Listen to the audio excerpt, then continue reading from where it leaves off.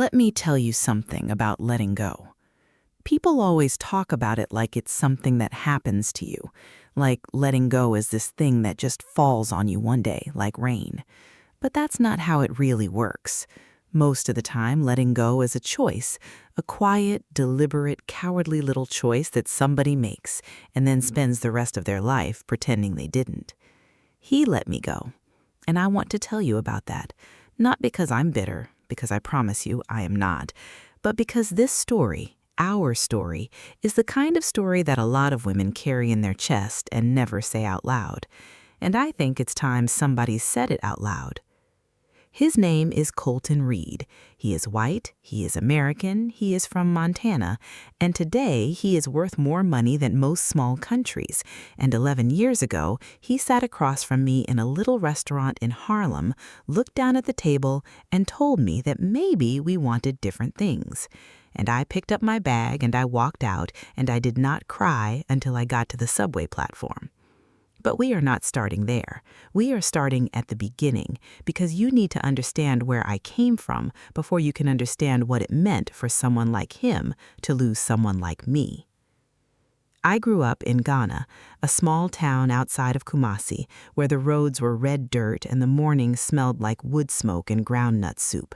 We were not rich. My mother sold fabric at the market, beautiful kente and Ankara cloth, folded in neat stacks that she would wake up at 4 in the morning to arrange just right. She was a woman of tremendous pride and very little patience for nonsense. I got both of those things from her. We had enough, not more than enough, but enough. And my mother had this way of making enough feel like abundance. She would set the table like we were expecting company, even if it was just the two of us. She would wear her best wrapper on Sundays, even if we were only going to church and coming straight back home. She believed that how you carry yourself tells the world what you think you are worth. She told me that so many times that it became the thing I heard in my head every time I walked into a room. I was good at school. Not just good, I was the kind of good that made teachers stop and look twice. I loved science. I loved understanding how things grew, how soil worked, how water moved, how a seed knew which direction was up. When I was 16, I read an article about food insecurity across West Africa, and I sat with it for 3 days. I couldn't put it down. I kept thinking, this is solvable. Not easily, not quickly, but it is solvable. And I wanted to be one of the people who solved it. So I studied. I studied like my life depended on it, because in many ways it did. When I was 20, I won a full scholarship to study agricultural science and food systems at a university in New York City. Full scholarship, accommodation included, a monthly stipend that felt like a fortune to me then. The whole compound celebrated. My mother's friends came with food and cloth and noise. My mother stood in the middle of it all, looking like she was trying very hard not to cry and failing completely. At the end of the night, when everyone had gone home, she pressed a small gold ring into my palm. It had been her mother's. She closed my fingers around it, and she said to me, "You go and grow, my girl, but remember, good soil always knows where its roots are." I have heard those words in my head almost every day since then, even on the days when I couldn't find my roots at all. I arrived in New York in September, and New York did not care one bit that I had arrived. That city has a way of making you feel both completely invisible and completely overwhelmed at the same time. The subway alone nearly broke me in the first week. The cold came for me by October, and I was not ready for it, not in my bones. And the way people moved, fast, eyes down, earphones in, no greeting, no acknowledgement, like everyone had signed an agreement to pretend they were the only person on the street. I smiled at people on the street in those early days. I couldn't help it. Smiling at strangers is just something I grew up doing. Most people looked startled. Some looked suspicious. One woman smiled back and looked so surprised at herself that she nearly walked into a pole. But I adjusted. That's what I do. I find my footing and I adjust. I made one real friend in those first weeks, Priya. She was studying environmental law, and she was the most direct person I had ever met in my life. She said exactly what she thought at all times, which I respected enormously. She took one look at me sitting alone in the campus dining hall with my food tray and my textbook, and she sat down across from me and said, "You look like someone who needs a friend and doesn't want to admit it." She was completely right. We became inseparable in the way that only happens when you're both far from home and slightly overwhelmed and desperately in need of someone who sees you. She saw me. I saw her. That was enough. I threw myself into my studies. Agricultural science, food systems, land use, sustainable farming. I loved every single bit of it. I was building something in my mind, even then, a picture of what I wanted to do with my life and my knowledge. It was big, bigger than I could fully see yet, but I could feel the edges of it. And I was happy, genuinely, quietly happy. Not because everything was easy, it wasn't, but because I knew why I was there and I knew where I was going. That kind of clarity is its own kind of joy. I had no idea that everything was about to get considerably more complicated. In the spring of my second year, my university selected 4 students to volunteer at a major agriculture and land management conference being held in Manhattan. It was a big deal, one of the most important gatherings in the field, with speakers and attendees from government, academia, and private industry all over the world. I was one of the 4 selected. I wore my best dress and I took the subway into the city feeling like I was exactly where I was supposed to be. And that is where I first saw Colton Reed. Not that I knew who he was at first. I bumped into him, and I mean literally bumped, shoulder to shoulder in the corridor outside the main hall. My program booklet went one way, my pen went another. I apologized immediately, the way I always do, and bent down to pick up my things. By the time I straightened up, he was already looking at his phone again. He did not apologize. He was tall. That's the first thing I noticed. Tall and square-jawed in that particular American way, wearing a suit that fit him too well to be anything but expensive. Dark hair, slight tan, the kind of effortless ease that comes from never having to try too hard for anything. I noticed all of this in about 3 seconds. Then I walked away. I was 3 steps down the corridor when I felt that odd little feeling of being watched. I didn't turn around. I just kept walking. I found out who he was about an hour later at a panel on sustainable land use in North American agriculture.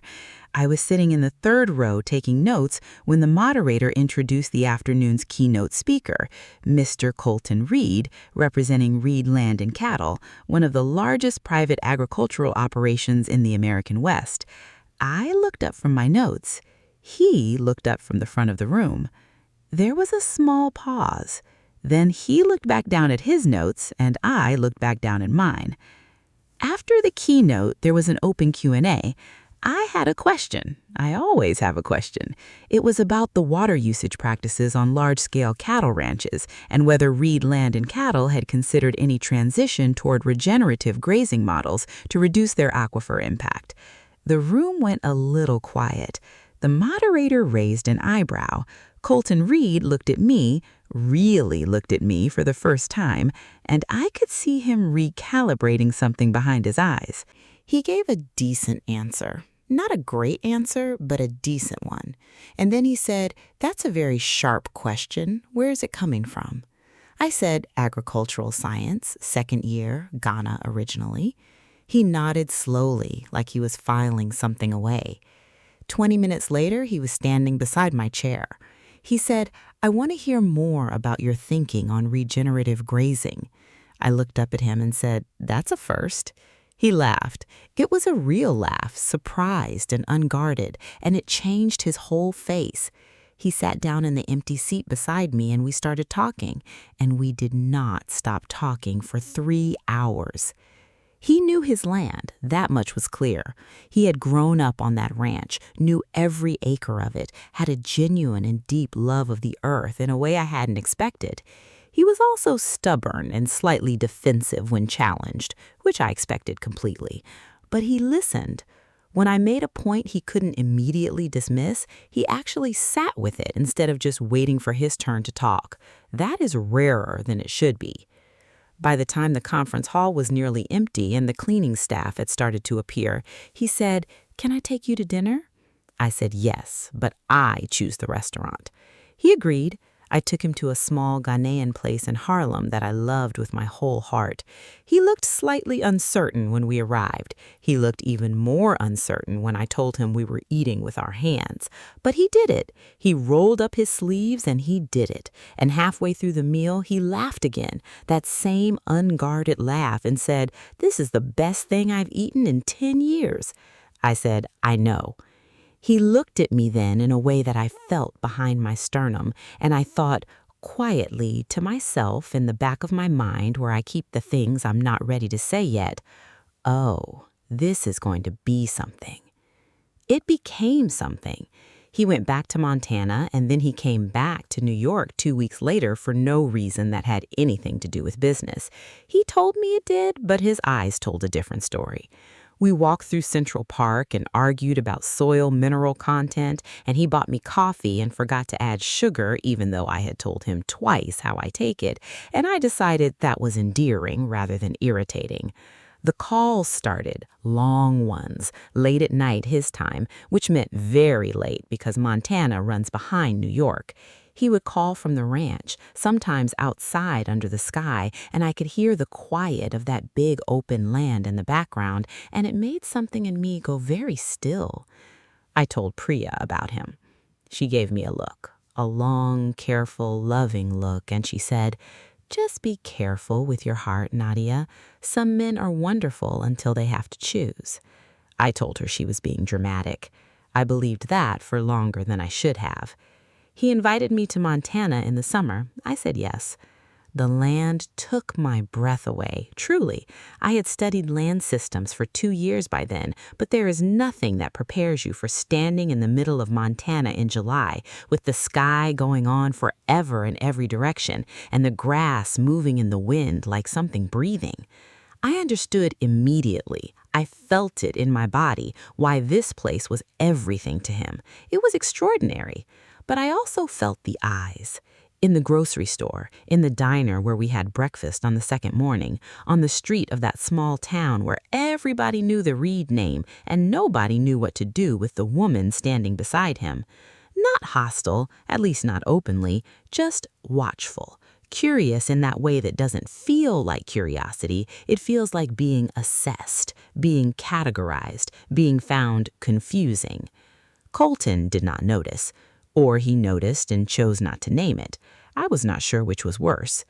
And then there was Helen Reed. Sunday dinner, a house that was all dark wood and mounted animal heads and silver that clearly had been polished for the occasion. Helen Reed was a small woman with a straight spine and eyes that calculated everything without looking like they were calculating anything.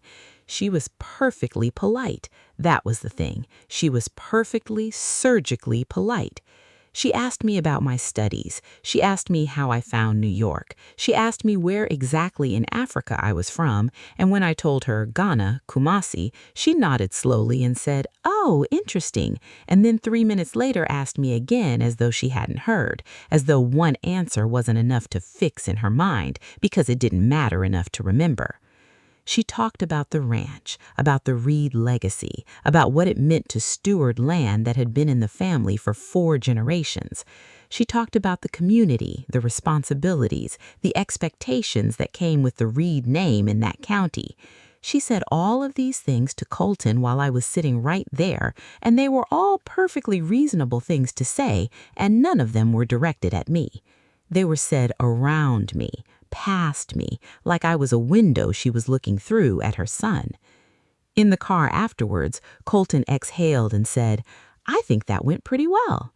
I looked out at the dark Montana road and said nothing. The rest of the visit was beautiful and uncomfortable in equal measure. Beautiful because of the land and because of him when it was just us. Uncomfortable because of everything else, because of the way I had to hold myself a little more carefully in public, because of the thing that was not being said between us, growing a little bigger each day. I went back to New York. He called that night and said he missed me already. I said I missed him too. But something had shifted, and we both felt it, even if only one of us was willing to say so. The calls got shorter. Subtly at first, I told myself he was busy, the ranch was demanding, the summer was a heavy season. But I know the difference between a busy man and a retreating one. A busy man calls you back. A retreating man sends a text. He started sending more texts. He said things like, "I just need to get the business more stable before I can think about the future," and "I don't want to rush anything," and "we should probably make sure we're on the same page about where we each see our lives going." These are not the words of a man who is taking his time. These are the words of a man who has already decided and does not know how to say it. I knew. I knew before he said it. I think some part of me had known since that Sunday dinner with his mother in that house full of old silver and older ideas.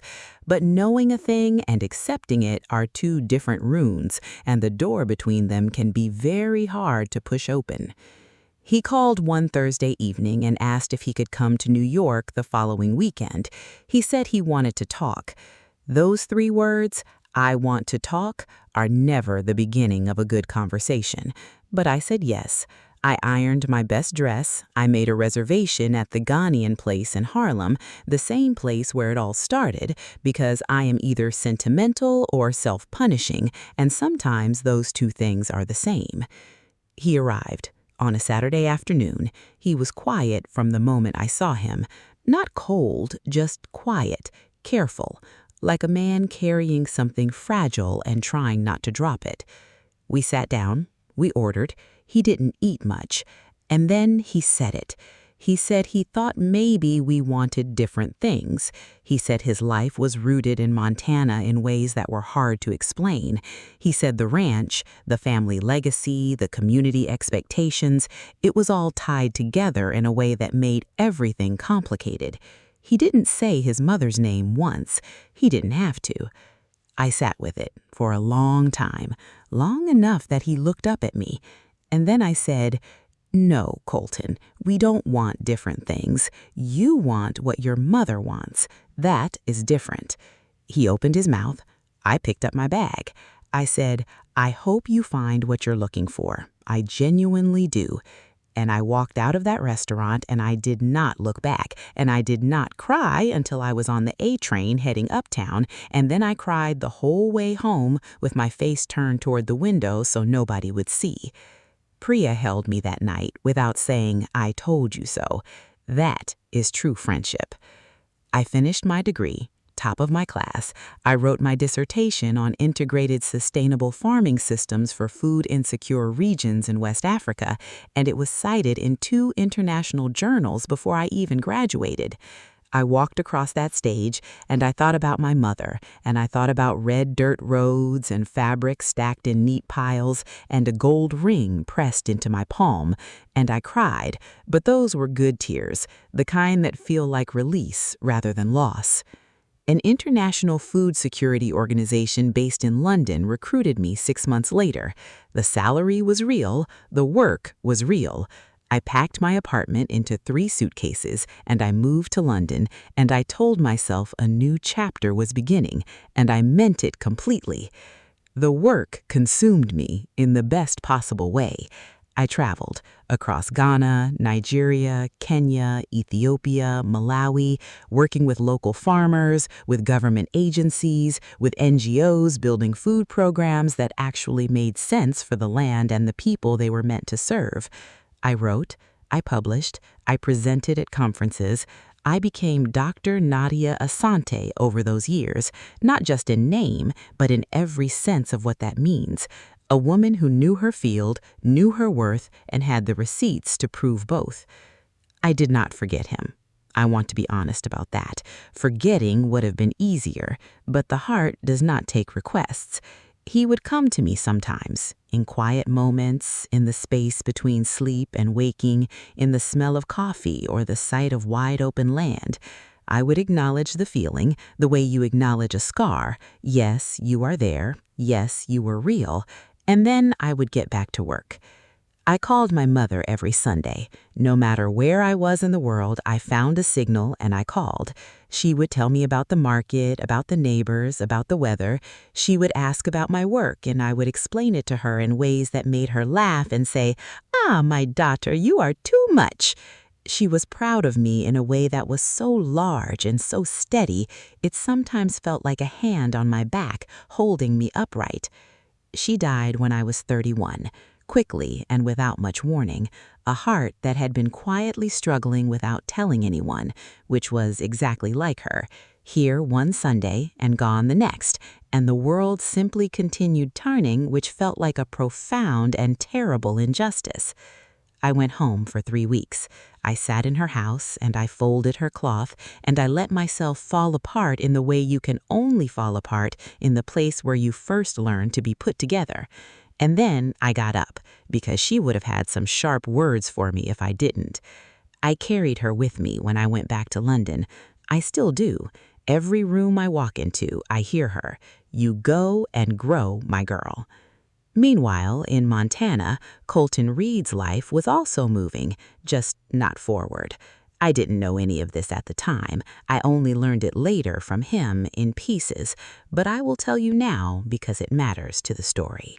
He went back to his ranch after our dinner in Harlem, and he let his mother steer him, quietly, smoothly, the way she steered everything, toward a woman from a neighboring ranching family. She was fine. I don't say that unkindly. By all accounts, she was a perfectly decent person.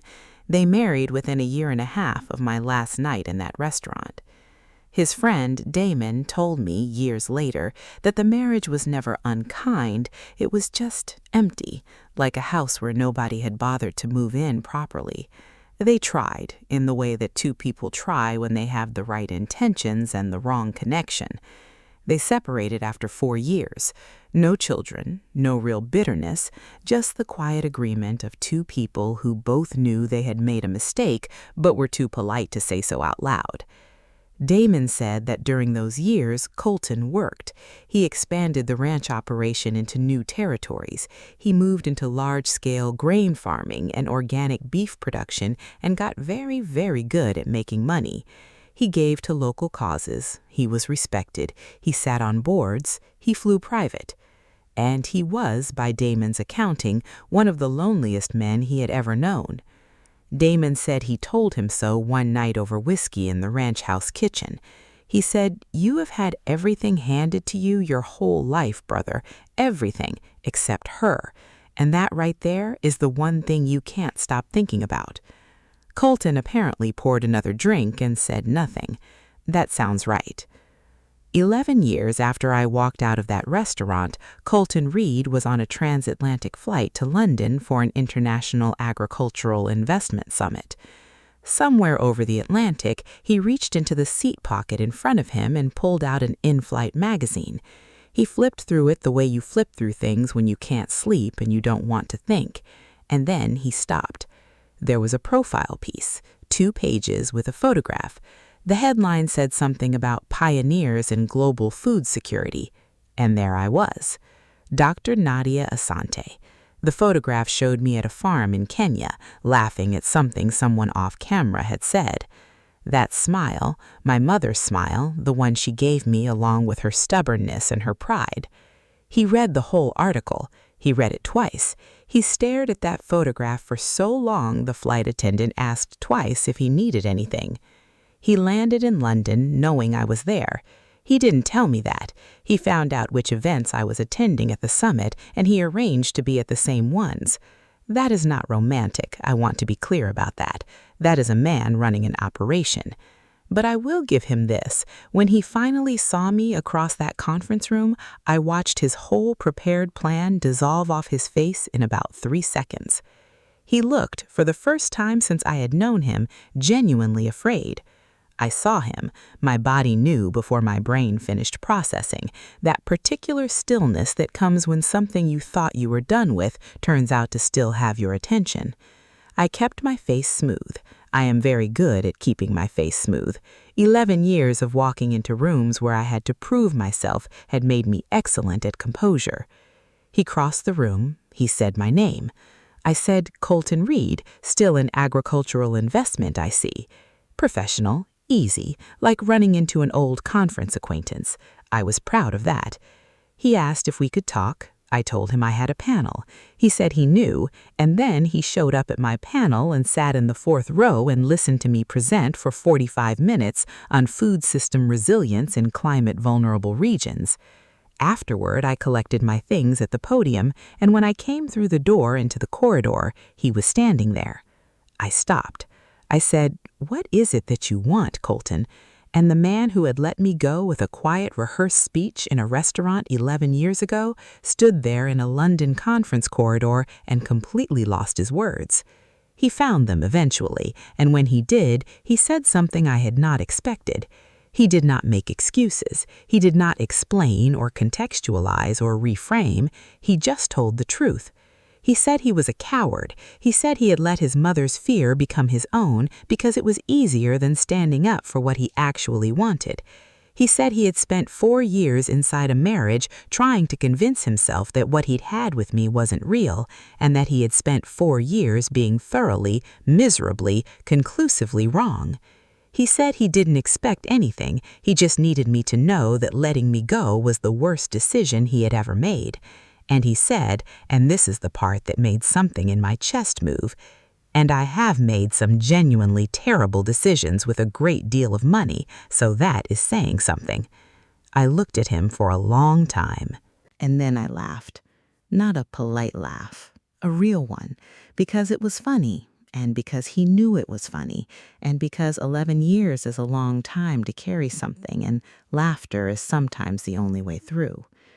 I said, "You know what your problem has always been, Colton? You always knew the right thing to do, you just kept choosing the easier thing instead." He nodded. He didn't argue. That was new.